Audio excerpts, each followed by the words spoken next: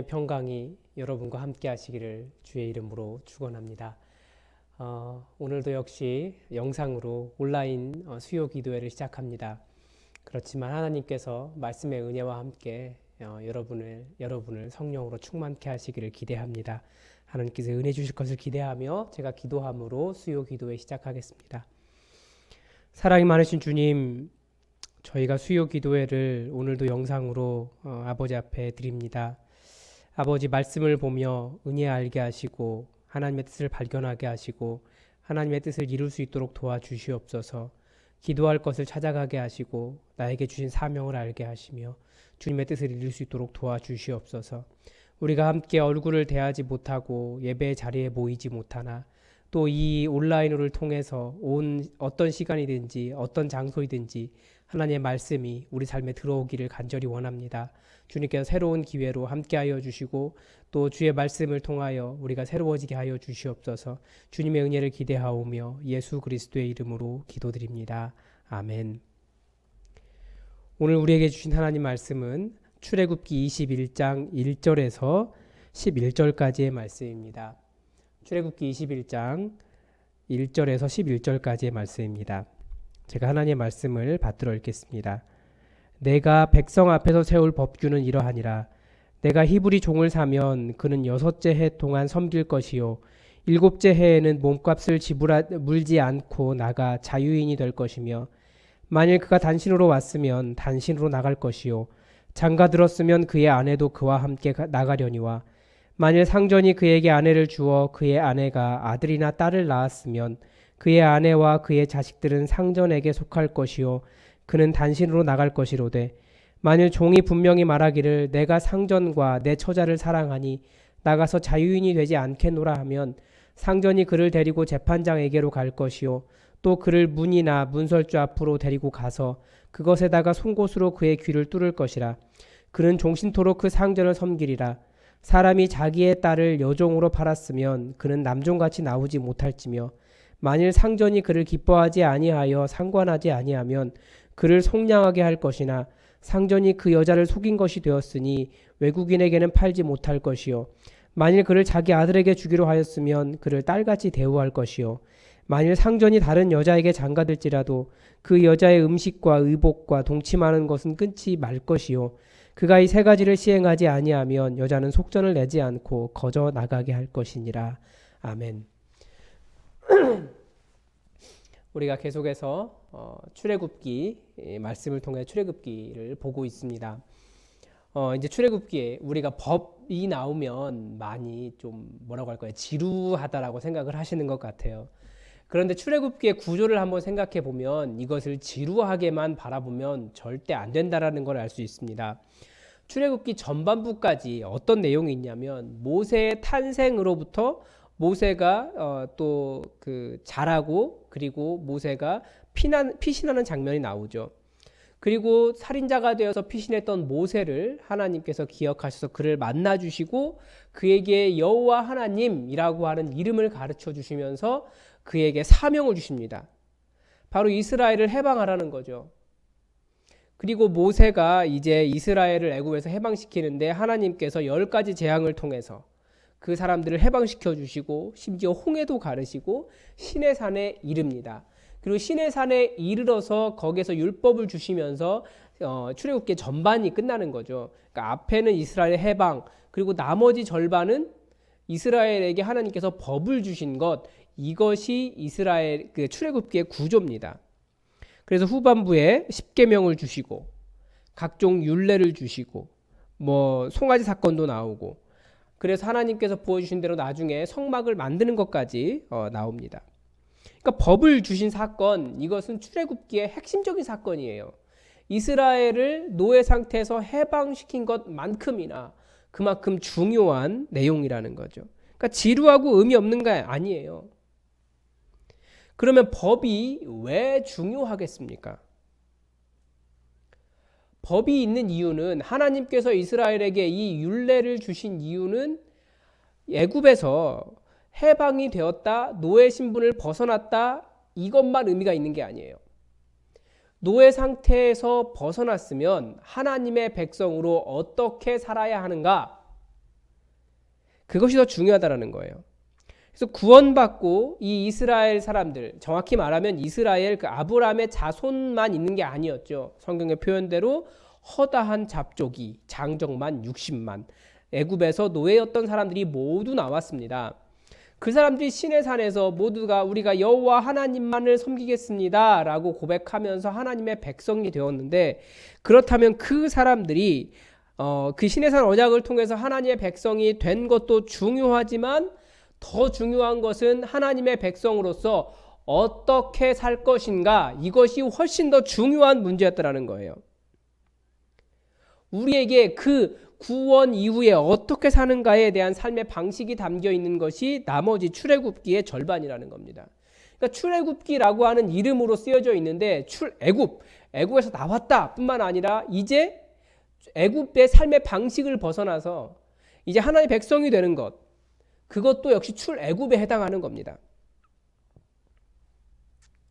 그래서 나머지 이 법이 굉장히 중요하다라고 하는 것을 출애굽기의 구조 속에서도 발견할 수 있고요. 그리고 이 법의 구조를 보면 처음에 십계명을 설명합니다. 십계명을 설명한 이유는 십계명이 이제 그 모든 법의 총론에 해당하는 거죠. 하나님 잘 섬기고 이웃을 잘 사랑하라, 내 부모를 공경하라, 뭐 이런 것들입니다. 그리고 나서 제단에 관한 법이 잠깐 나와요. 지난주에 봤는데요. 제단에 관한 법을 통해서 알 수 있는 것은 이스라엘 백성의 근본적인 정체성을 알 수 있는 거예요. 그러니까 이스라엘이라고 하는 공동체는 여호와께 제2공동체라고 합니다. 야훼 제2공동체. 그러니까 하나님께 제사를 드리는 종교 공동체라는 뜻입니다.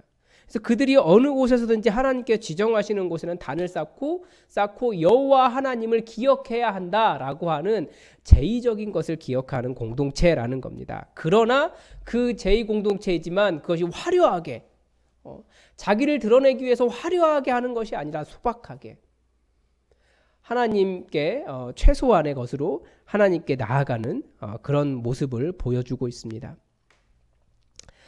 그리고 드디어 이제 율례를 설명하고 있어요. 21장 1절에서 내가 백성 앞에 세울 법규는 이러하니라. 법규라고 해서 이스라엘 백성에게 드디어 법규를 설명하는데 그 처음이 노예에 관한 법이에요. 굉장히 많은 법이 있을 텐데요. 왜 백성들 삶에 관련해서 첫 번째 말하는 법이 이 노예법이겠습니까? 정확히 말하면 히브리 노예에 대한 법이에요. 모든 종에 대한 것이 아니라 히브리 노예만 이야기하는 겁니다. 그러니까 이 법의 정신이 무엇인가를 설명해 주는 것이 바로 이 히브리 법에 대한 겁니다. 보통 일반적인 법은 어떻습니까? 우리가 그 법을 어떻게 이해하는지 잘 모르겠지만 제가 이해하기에는 일반적인 법은 소수의 강자를 다수의 약자로부터 보호하기 위한 법 같아요. 이 약자를 보호하기 위한 법도 있겠지만 사실은 아주 큰 부분에서는, 정말 결정적인 부분에서는 소수의 강자들이 가지고 있는 것을 다수의 약자들이 뺏어갈까 봐 이 사람들을 지키는 것처럼 보일 때가 더 많다라는 거죠. 그러니까 법의 혜택을 누가 더 많이 봅니까? 사실 법의 혜택은 법을 아는 사람들이 혜택을 봐요. 돈이나 권력을 통해서 무죄를 받을 수 있는 사람들이 더 많은 혜택을 봅니다. 오늘도 그런 기사가 나왔더라고요. 아동 성범죄를 일으킨 사람의 처벌받는 그런 퍼센티지가 35%인가 밖에 되지 않더라고요. 그러니까 나머지는 분명히 범죄인데 법적으로 나는 무죄다라고 말할 수 있다는 거예요. 그 사람들이. 그러면서 양심도 없어요. 정치인들도 그렇고 뭐 그런 것을 통해서 무죄를 받은 사람들이 그래요. 나는 법적으로 무죄입니다.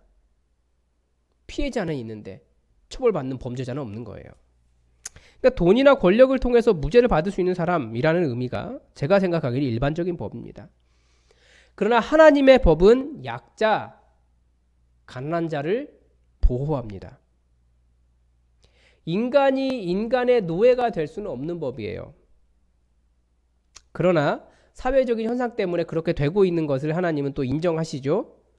그렇지만 율례의 첫 부분에서 히브리 노예에 관한 법을 말씀하시면서 그것이 옳지 않다라는 것, 그리고 그렇게 노예가 된 사람을 어떻게 배려하고 그들을 어떻게 해방할 것인가에 대한 법을 먼저 설명해 주고 있습니다. 먼저 이 히브리 노예가 누구인가 우리는 살펴봐야 됩니다. 히브리 노예이기 때문에 당연히 첫 번째로 혈통적으로 히브리인을 생각해 볼 수 있습니다. 노예인데 혈통적으로 히브리 사람이라는 뜻입니다. 또 하나는 이 히브리 원어로 읽으면 이브리가 되는데 이브리는 건너온 사람들이란 뜻입니다. 건너왔다, 건너온 종, 건너온 노예 뭐 이런 뜻인데요. 그러니까 애굽 사람들이 히브리 사람들을 부를 때 사용한 용어가 바로 이 이브리라고 하는 단어입니다. 그래서 애굽 사람들이 애굽인 아닌 노예 중에 사회적 특권이 없어서 쉽게 노예가 될 수 있었던 사람들을 이브리라고 불렀습니다. 그러니까 건너온 사람이라는 뜻이죠. 그러니까 그렇게 통칭해서 부른 말이에요. 그런 사람들, 그렇게 애굽에는 사회적 기반이 없으면서 건너온 사람들. 현대적 의미로 하면 누가 될까요? 사회적 기반이 없는 외국인 노동자들이 딱 맞는 용어예요. 종, 노예는 아니지만 외국인 노동자들에 대해서 우리가 뭐라고 부릅니까? 뭐 외노자 이런 식으로 부르잖아요. 딱 그 말이에요. 똑같은 말이에요. 외노자, 외국에서 건너온 사람, 노동자, 이불이 건너왔다. 그러나 이제 후대에 가면, 예레미야 시대에 가면 이것이 분명히 히브리 사람, 같은 동족 노예를 의미하는 것으로 나타납니다. 그러면 이 사람들이 왜 종이 되었는가? 이걸 생각해 보면 좀 다르죠. 일반적으로 종이 되는 경우는, 고대 사회에서 종이 되는 경우는 전쟁 포로가 종이 됩니다. 그리고 또 하나는 인신매매를 하는 거죠. 요셉의 경우가 그렇죠. 요셉 형들이 인신매매로 판 경우입니다. 또 하나의 경우는 빚을 못 갚아서 그렇습니다. 생활고가 어려워져서 빚을 얻었는데 그 빚을 갚지 못했을 때 그 빚 대신에 자기의 자녀, 아들이나 딸을 대신 보내는 거죠. 아모스 시대에는 그렇게 기록되어 있잖아요. 신발 한 켤레 값도 되지 않았어요. 자녀를 그렇게 노예로 파는데. 그러니까 히브리 노예는 인신매매의 경우나, 그러니까 빚 때문에 종이 된 경우를 이야기하는 겁니다. 구분을 하고 있어요. 남자, 여자 이렇게 나오고 있는데, 남자는 총각으로 들어온, 총각 그러니까 어릴 때 내지는 소년, 아버지가 팔았으니까 소년일 경우가 많죠. 그렇게 혼자 있다가 장성해서 또 혼자 있는 경우, 그리고 그 기간 중에 노예인 상태에서 종이 아예 괜찮다, 그래서 여종을 주거나 혹은 다른 사람과 결혼할 수 있게 해준 경우, 이런 경우가 있고, 아니면 부부가 같이 역시 들어온 경우도 있다는 겁니다. 여자의 경우는 약간 좀 달라요. 여자는 자기 딸을 판 경우라고 되어 있어요. 참 비극적이죠. 결국 딸 팔아서 먹고 산 사람은 아버지일 거 아니에요. 그래서 약간은 좀 읽어보면 신부로 판 경우 이렇게 보입니다. 그래서 8절에서 그를 기뻐하지 아니하여 상관하지 않으면, 그래서 이렇게 노예가 된다는 것이 얼마나 성적으로도 비참한 상태가 될 수 있는지, 아니면 신부의 대우로 이렇게 판 거라는 것을 알 수 있죠. 그런 것이 바로 이 히브리 노예입니다. 그런데 여기에 이 노예법이 있는 이유가 무엇이냐? 여기 잘 보면 전부 다 무슨 얘기를 하냐면 히브리 노예가 되는 법이 아니고 히브리 노예를 어떻게 속량할 것인가, 히브리 노예의 속량법입니다. 그래서 절대적인 기준이 있어요. 6년이 되면 나갈 수 있다. 어떻게? 몸값을 지불하지 않고. 그러니까 6년이면 충분히 이 사람이 그 주인에게 그런 처음에 끼쳤던 금전적인 손해를 갚을 만큼 일을 했다라고 판단하는 거죠. 근데 여자는 아니었던 것 같아요. 여자는 그는 남종같이 나오지 못할지며 7절에 그렇게 이야기하고 있죠. 여자는 그렇게 6년 만에 나가는 것이 아니에요. 왜냐하면 여자는 나가면 사회적 기반이 없을 경우에 어떻게 되겠습니까? 더욱더 비참한 상태가 될 가능성이 많아요. 그래서 신명기 15장 12절에서 노예법은 같은 노예법을 이야기하지만 이번에는 여자는 나갈 수 있는 것으로 되어 있어요. 아마 여자의 사회적 지위라든지 아마 이게 좀 다른 경우가 발생했던 것 같습니다. 속량하는 법을 속량하는 법. 그래서 총각으로 들어온 경우에 계속 혼자 있었으면, 결혼하지 않았으면 그 사람은 혼자 나갈 수 있습니다. 그 기간 중에 결혼했으면 대신에 그 주인이 아내를 준 경우라면 그 아내도 사실은 원래 그 주일의 소유였기 때문에 아내와 자녀는 두고 나가야 돼요. 처음에 들어올 때부터 부부가 들어왔다면 그러면 부부가 같이 나가는 것으로 되어 있죠. 예외가 있어요. 상전과 자기 처와 자녀를 너무 사랑하는 경우는 계속해서 영원한 종이 되어야 머물 수 있었습니다. 그러니까 속량하는 법이 있지만 자기가 너무나 자기 주인이 마음에 들고 자기 아내 가족을 지켜야겠다고 생각하면 머물 수 있었다는 거예요. 근데 여자는 달랐어요. 여자는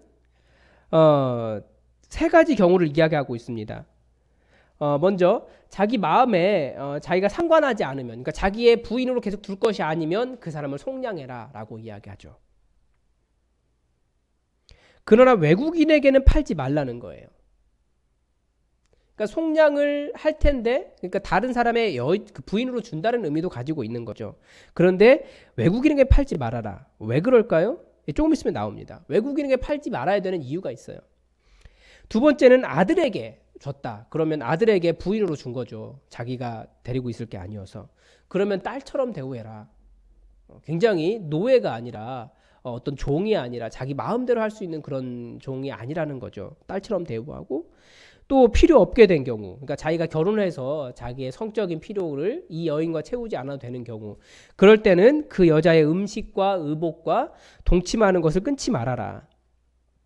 그래서 그 여인을 배려하게 했습니다. 그래서 위에 세 가지가 아니라면 값없이 속량해라. 역시 속량에 대한 법을 가르치고 있습니다.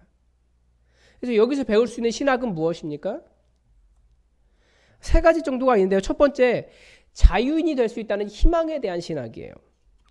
그리고 아무리 노예라고 할지라도 배려하라는 거죠.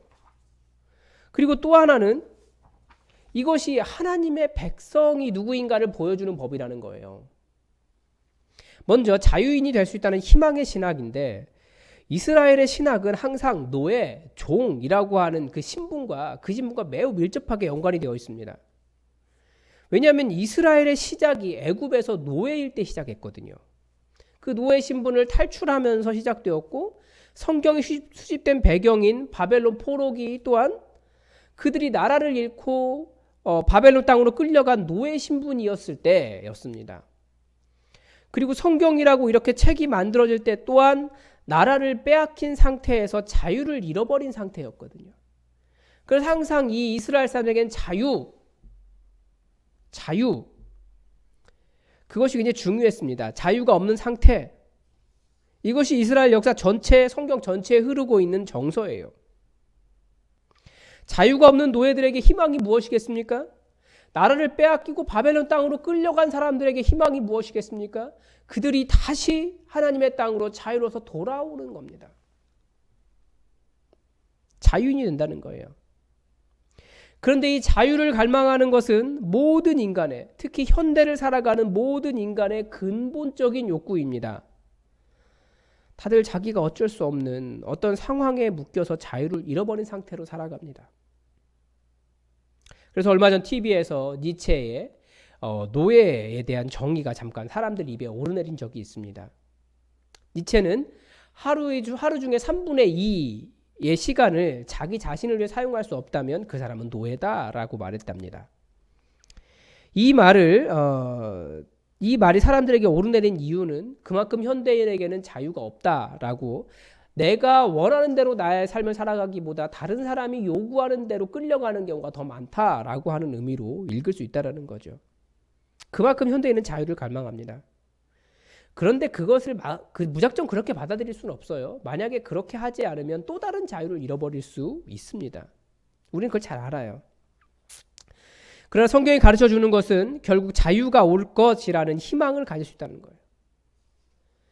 애굽에서 노예 상태로 있을 때 하나님께서 그들을 해방하셨듯이, 그리고 자신들이 약속의 땅에서 다른 사람을 자유롭게 했듯이, 하나님은 어떤 식으로든 자유를 상실하고 있어도 그들을 해방하실 것을 그들은 계속해서 희망으로 품고 살았다라는 거예요.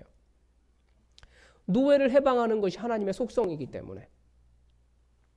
그리고 이제 그 자유케 하는 희망을 어디에서 볼 수 있습니까? 그것이 예수 그리스도에게서 나오는 겁니다. 이것이 바로 희망의 신학입니다. 우리는 무엇이 우리를 자유인이면서 노예처럼 살게 하는지 다 알고 있습니다. 성경은 사탄이 우리를 죄로 얽어매어서 죄의 노예로 만든다고 가르쳐주고 있습니다. 근데 이것은 어디까지나 신학적인 설명이죠. 예수님은 신학적인 설명을 하시기 이전에 우리의 삶의 현실을 보셨어요. 우리는 무엇 때문에 노예처럼 살아갑니까? 무엇에서 노이기를 희망하고 있습니까? 예수님은 우리를 질병으로부터 자유롭게 하시기를 원하셨어요. 대표적으로. 병이 있는 사람은 알아요. 이 질병이라는 것이 얼마나 끈질기고 떨어지지 않는지, 이것이 얼마나 사람을 얽어매고 자유롭지 못하게 하는지 우리는 알고 있어요. 또 다른 것은 가난 같은 거예요. 삶의 형편, 여러 형편 때문에 노예가 된 사람들의 질문과 똑같죠. 제가 자유인이 될 수 있겠습니까? 그러나 말씀은 여전히 희망을 이야기합니다. 질병에서 노예 자유롭게 될 것이라고, 가난에서 노예 자유롭게 될 것이라고. 예수님이 가난에 대해서 뭐라고 말씀하셨냐면, 과연 가난을 벗어날 수 있을까? 그런데 예수님은 천국은 가난한 자의 것이다 라고 말씀하셨습니다. 삶이 무거워 우는 자들, 또 정의 때문에 옳은 말 했다가 다른 사람으로부터 핍박받는 자들, 전부 다 하나님께서 그들을 자유롭게 하실 것이라는 그런 희망을 갖게 하셨어요. 이것이 예수님께서 우리에게 가르쳐 주신 하나님 나라에 대한 겁니다. 무엇이 우리를 노예처럼 얽어매고 있든지 하나님은 우리를 자유케 하시는 분이라는 그런 희망을 안고 살라는 것입니다. 또 하나는 배려의 신학이에요. 본문이 가르쳐주는 두 번째 신학은 배려의 신학인데, 아무리 종이어도 비인격적으로 대우하지 말라는 겁니다. 율례를 주신 이유가 하나님의 백성은 달라야 한다입니다. 그런데 보통 여러 가지 이유로 종이 된 사람을 누가 배려합니까? 배려하지 않아요. 그러나 본문은 종이라고 할지라도 가족을 이룰 수 있도록 배려하고 가족을 빼앗기지 않을 방법을 주고, 그만큼 주인이 배려가 있고 인격적으로 종을 대우했기 때문에 평생을 그와 함께 살겠다라고 종이 결단할 정도의 그 정도의 사람이 되어야 된다는 거죠. 여성의 경우도 그렇습니다. 외국인에게 팔지 못하게 한 조항은 하나님의 법을 모르는 사람에게 그 여인을 팔았다가 그 여인이 결국은 정말 성노예밖에 되지 않는 그런 상태가 되지 않도록 배려하고 지키라는 거죠. 이런 배려는 하나님의 법을 아는, 하나님의 이 법도를 아는 하나님의 백성 안에서 가능한 개념이지, 외국인들은 그런 개념 자체를 몰랐다라는 거죠.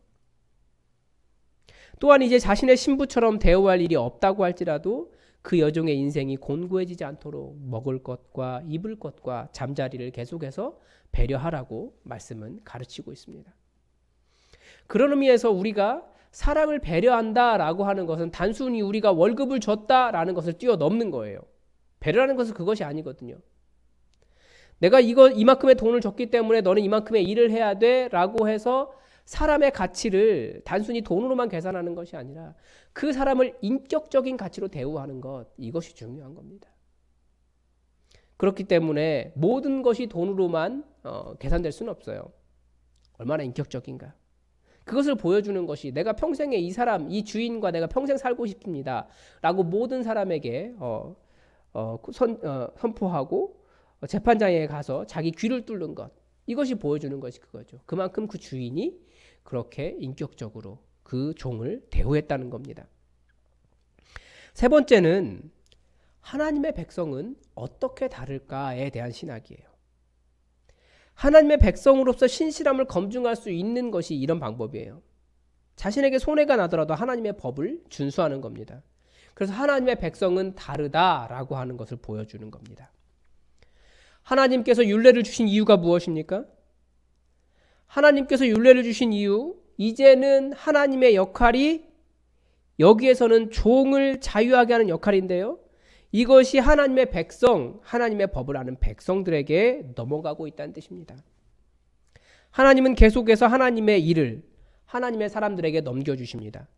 하나님을 닮아가라고.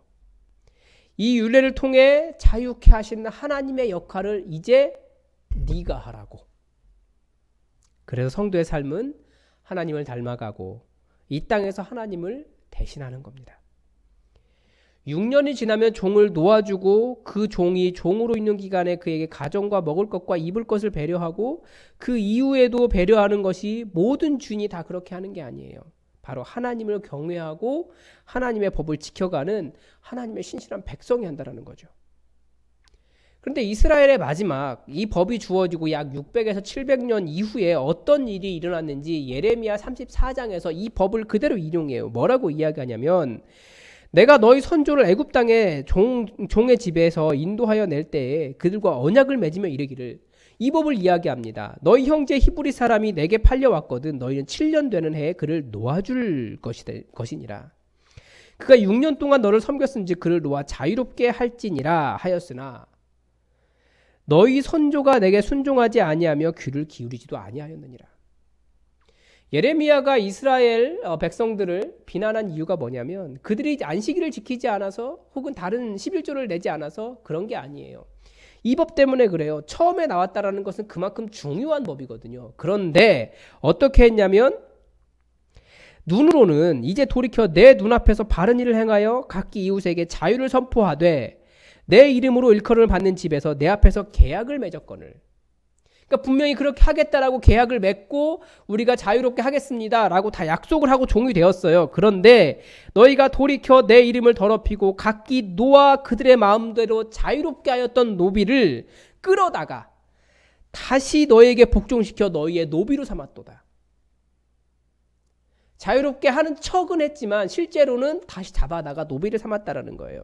그래서 말씀은 이스라엘이 이 율례를 신실하게 지키지 않았기 때문에 전염병, 기근, 칼에 망하게 했다라고 가르쳐 줍니다.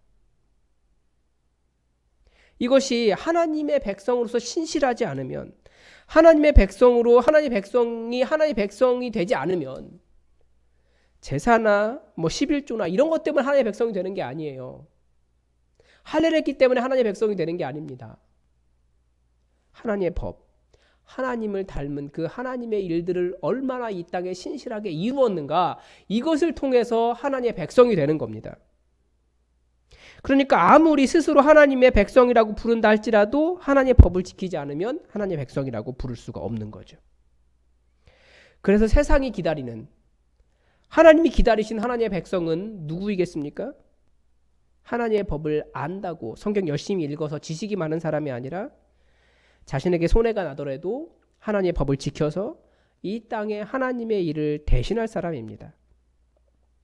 자유케 하시는 하나님을 알기 때문에 자유케 하는 일이 성도가 할 일입니다. 배려하고 돌보는 것이 하나님이 하시는 일이기 때문에 하나님을 닮아 주변 사람과 연약한 사람, 가난한 사람, 힘든 사람을 배려하고 돌보는 것이 하나님을 닮은 우리 성도들이 할 일입니다. 하나님을 닮아가고 하나님의 일을 이 땅에서 하지 않으면 대체 성도가 이 땅에 존재할 이유가 무엇이겠습니까? 우리는 하나님을 닮아서 하나님을 대신해서 점점 하나님을 닮아가면서 하나님을 대신해서 이 땅에 하나님 나라를 이룰 사람들이 바로 저와 여러분 그리스도인들이라는 겁니다. 말씀을 마치겠습니다. 오늘 말씀은 첫 번째 율례를 가르쳐주고 있어요. 많은 법이 있을 텐데 그 중에 첫 번째 종에 관한 법을 설명하고 있습니다.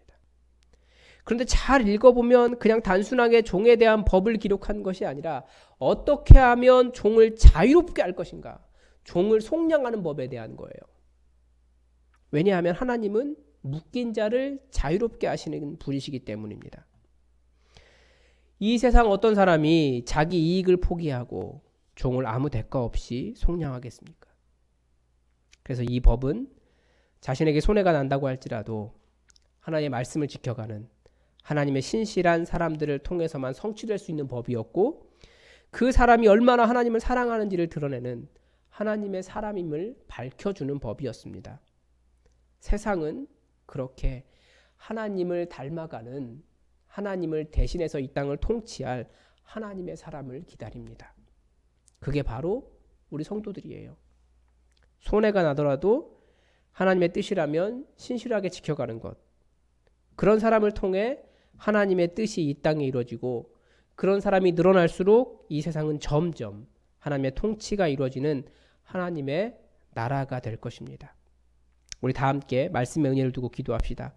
첫 번째는 우리 성도들은 하나님의 뜻을 따를 의무가 있습니다. 왜냐하면 이 땅 위에서 하나님을 대신하는 하나님의 일을 위임받은 사람들이 우리이기 때문입니다. 자유케 하신 하나님 따라서, 치유하신 하나님 따라서, 가난하고 연약한 자들을 돌보신 하나님 따라서 우리가 그 사랑의 하나님을 닮아 이 땅에 하나님의 일을 감당하는 성도가 될 수 있도록 기도합시다. 그리고 이 코로나19 사태가 속히 종식되어 우리의 일상 회복될 수 있도록 기도합시다. 저희가 밤 9시가 되면 함께 기도하자고 우리가 기도를 선포했습니다. 우리가 이 일에 다 같이 동참하고 우리가 9시가 되면 우리의 멈춰진 일상처럼 우리도 하던 일을 멈추고 기도의 자리로 골방으로 들어가셔서 함께 이 일을 위해서 이 나라와 교회를 위해 기도해 주시기 바랍니다. 그리고 우리 예수품만 교회 성도들을 돌봐주셔서 이 코로나 바이러스로부터 안전하게 지켜주시고 감기 하나 걸리지 않도록 더욱 강건하도록 기도합시다. 다 함께 기도하겠습니다.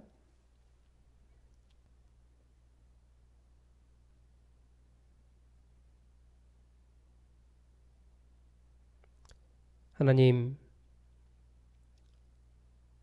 우리가 하나님을 대신하는 자들로 하나님의 일을 위임받아 이 땅에 살고 있습니다. 우리가 이 거룩한 사명 기억하여 오늘 우리가 하나님의 뜻을 이루어야 할 것이 무엇인지 우리로 알게 하여 주시옵소서. 무엇보다도 하나님을 대신하고 있사오니 내가 바라는 하나님의 그 모습을 주님 사람들에게 이룰 수 있도록 도와주시옵소서. 더 많이 사랑하게 하시고 더 많이 용납하게 하시고 더 많이 이해하게 하시고 더 많이 섬기게 하시되 하나님 우리가 이 일로 인해 손해본다 할지라도 힘있게 서게 도와주시고 하나님의 뜻을 잘 이루었기 때문에 지치지 않게 하여 주시며 사람들로부터 어려운 일 당치 않도록 또 우리를 지켜 보호하여 주시옵소서. 이 코로나19 바이러스 사태가 속히 종식되게 도와주시고 우리의 멈춰진 일상이 다시 흘러갈 수 있도록 회복될 수 있도록 도와주시옵소서. 치료제가 빨리 개발될 수 있도록 도와주시고 이 일을 감당하는 모든 사람들에게 힘과 능력을 더하여 주시며 지치지 않도록 매일같이 새로운 은혜와 힘을 더하여 주시옵소서. 아버지 그들이 섬기고 있는 모든 일들에 열매가 가득 넘쳐서 주님 속히 종식될 수 있도록 도와주시고 우리 예수뿐만 교회 성도들을 기억하사 어느 곳에서 무엇을 하든지 주님의 도우심과 돌보심 아래 있게 하시고 또한 주님께서 이 코로나 바이러스라든지 감기, 독감 그 어느 것 하나 걸리지 않도록 지켜 보호하여 주시옵소서. 주님께서 우리 예수품만 교회를 사랑하시고 우리를 통해 이 춘천 지역에 다시 한번 새롭고 아름다운 교회 역사를 이루시기를 간절히 원합니다. 여호와는 내게 복을 주시고 너를 지키시기를 원하며 여호와는 그의 얼굴을 내게 비추사 은혜 베푸시기를 원하며 여호와는 그 얼굴을 내게로 향하여 드사 평강 주시기를 원하노라. 아멘.